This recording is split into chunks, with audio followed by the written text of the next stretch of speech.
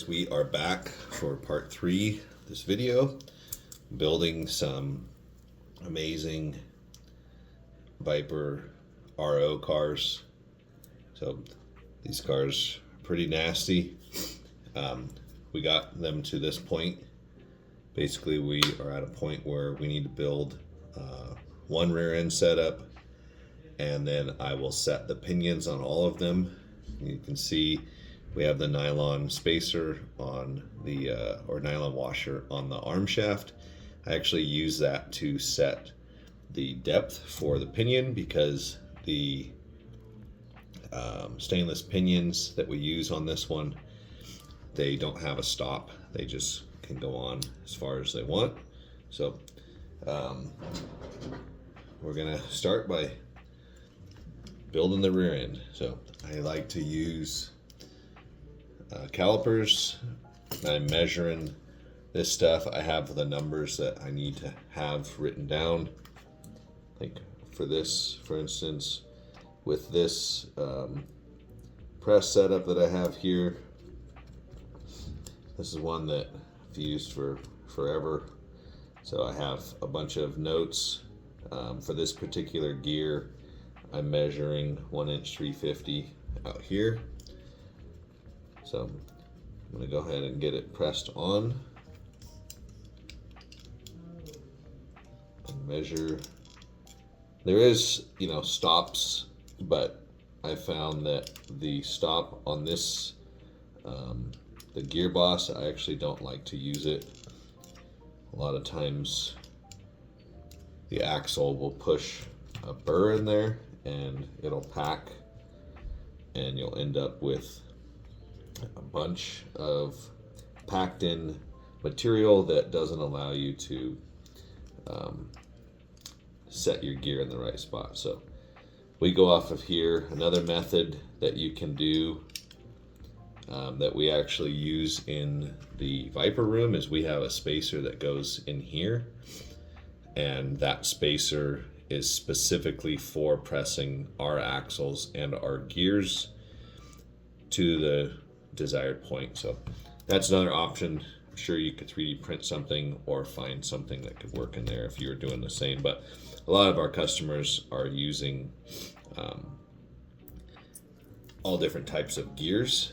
So when you are running a lot of different types of gears, which is also why I use that press for quicker gears, RPM gears, Wizard gears, BSRT gears. They're all different, so it does make it kind of all over the place. But now we are going to put our pinion on. I'm just going to rough set it on here for right now, and the pinion will spin freely. We don't have any Loctite or anything like that on there. What we're wanting to do is we're wanting to install the axle setup. Man, and these stiff chassis are hard on my fingers in the morning. But so that's in there.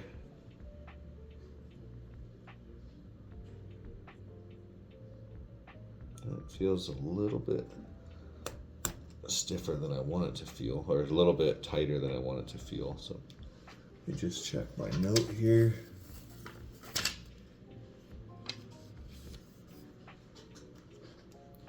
Okay, that all looks good.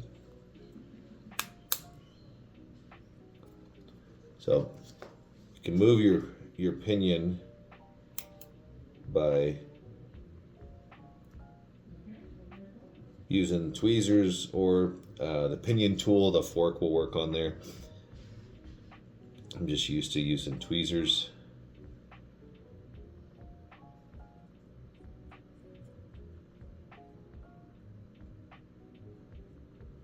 But you want to basically make sure that that no matter where your armature is at, that you're going to have full engagement on your teeth. And if you don't, then you need to move the pinion down just a smidge. So I got that one set where I want it. Go ahead and pop that axle out of it. And now I will slide the pinion off. We use Loctite 620.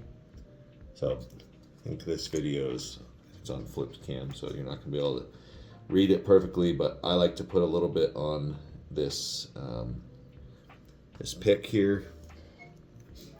I grab the pinion by the gear teeth, and then I put the Loctite inside all around, make sure that it covers the entire inside of the pinion, and then I slide that on, and I usually will spin it a couple times just to make sure that it all goes around.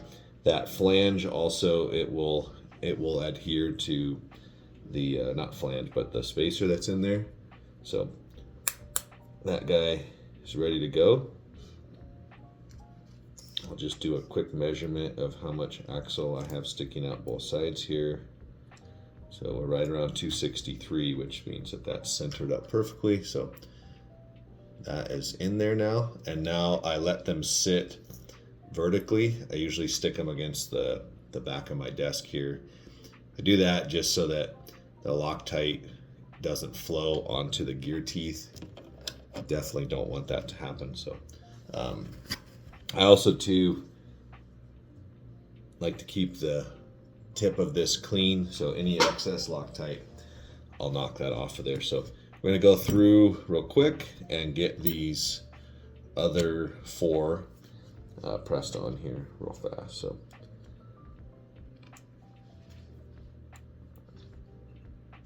having the proper press tools and stuff is absolutely critical.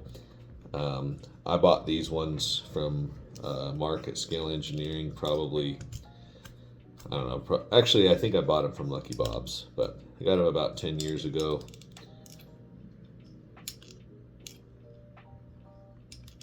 Like I said, because I have so much data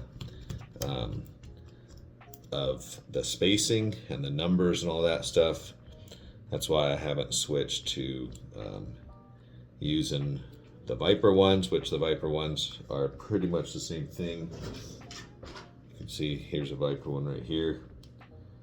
Pretty much the same thing, but I don't want to start over on all of my numbers. So that's why I have this one.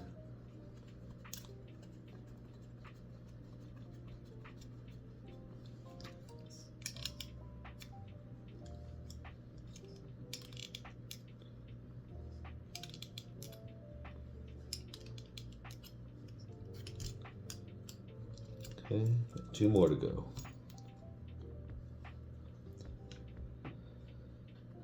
But I'm not sure why, but making the rear axle setups for sure used to be my least favorite part of building. And even now that it's so much faster and more predictable by having hard measurements to go off of, I still don't really like it. But the guys and girls that work in the Viper room down the hall, they make so many of these things. Their system is a little bit better though, because they're just using the Viper gears, the same press. So we have press 1, press 2, press 3. So each press, each arbor, everything is all very, very controlled. And yeah, it just works out a lot better that way. So makes it super easy to keep track of all of that stuff. So these cars, these ones are getting a 20 thou spacer. Once again, that's a proven size that I've used numerous times for this gear and that pinion and this stiff chassis. If you're using a different chassis, different pinion, then all of that can vary. So I try to keep, especially on these kinds of builds, you know, this is a production car, so this thing it's using the same parts each time, which is nice. So I'm not guessing. Like I said, I have the notes. And I recommend that once you find something that works or something that you like, you kind of stick with it and take notes. It'll make everything so much easier. So this one, you can kind of see here, I like to move the arm up and down. So when it's down all the way forward, you can see that it's right there on the tips. So we're gonna go ahead and raise this guy up just a smidge, get it into the proper spot, and then it'll be ready for Loctite. But one thing I do like using these tweezers for is because they are tapered in this direction, I can push it in, and as I push it in, the space between the axle and the end of the pinion, if I want to remove the pinion very, very small amount, I can do that controlled by that taper. So we're going to go ahead, repeat our process from earlier. Okay, and if you end up getting too much Loctite on the pinion, one of the nice things about the gooseneck pinion is that because it's a gooseneck, a lot of times the Loctite won't flow onto the teeth where you need it, but you can see this one has some Loctite sticking out the top there. So you really don't want that to get on the teeth. And usually what I'll do is I'll take the corner of the paper towel and I'll set that on there very gently and let it wick into the paper towel. And that's all that it takes. Give that guy a little spin. As you can see too, I'm popping these rear axles in. I'm making sure that I keep the axle set. I'm keeping them all separate. And I really don't like, especially on these cars that are so hard because it's a stiff chassis, I do not like popping the rear axles in and out too many times. Even though they're pinned, it hurts my fingers. I mean, I have indents in my fingers, but they are going to have to come out one more time to put the gear arbor on there, the boss right here, so that we can control the whoops, I actually don't need that, so that we can control the gear mesh in a side-to-side motion. But once those come back off, because I have a known measurement that I want to measure from the outside of the spacer to the outside of the gearbox, I'll get that perfect, snap it into a mule chassis, and from there we will call it good.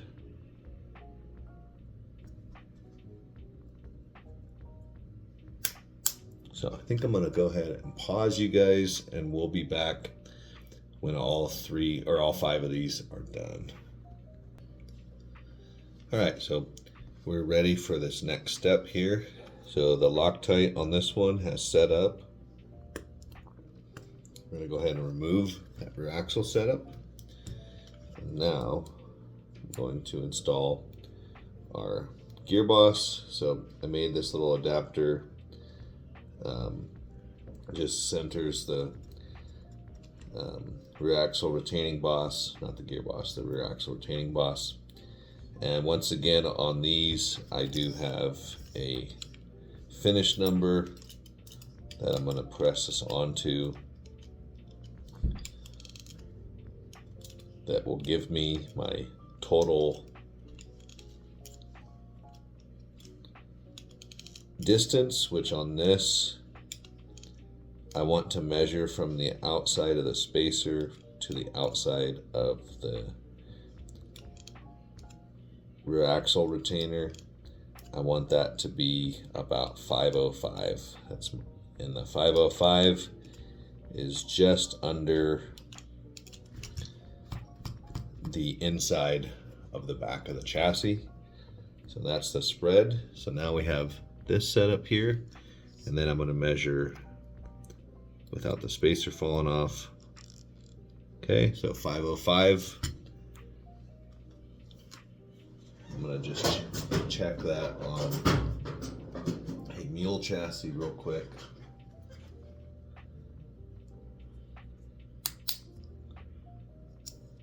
When you put that in, you want there to just be just a little bit of side play, and then when you spin it, you want it to be able to spin. So this spins pretty dang good for not having any additional weight on it. So that one is ready to go. So I'm not going to go through that on all 5 of those. We're going to just finish up this one so that we can wrap up the video series. But the next step is going to be to install rear axle, or sorry, the rear rim. So I like to spin everything before I press it on. Okay, that side is on. These are 250 rims. On these cars, because they're kind of a general baseline setup, is a 250 rim with a 444 tire. That's because they are super high downforce cars. So, but this rear axle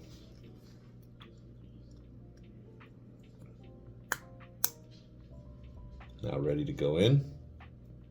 Everything looks great. And our last step is going to be installing the front tires on it. So I'm going to grab some front tires real quick.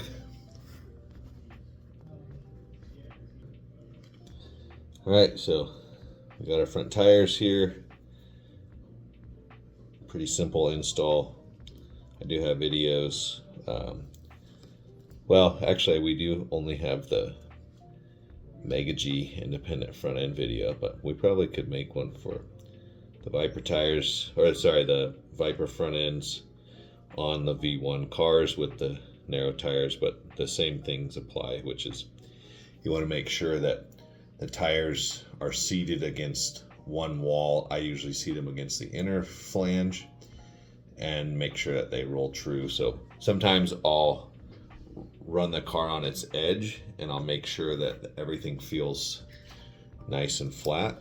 But that is now a finished car, has the proper amount of clearance under it,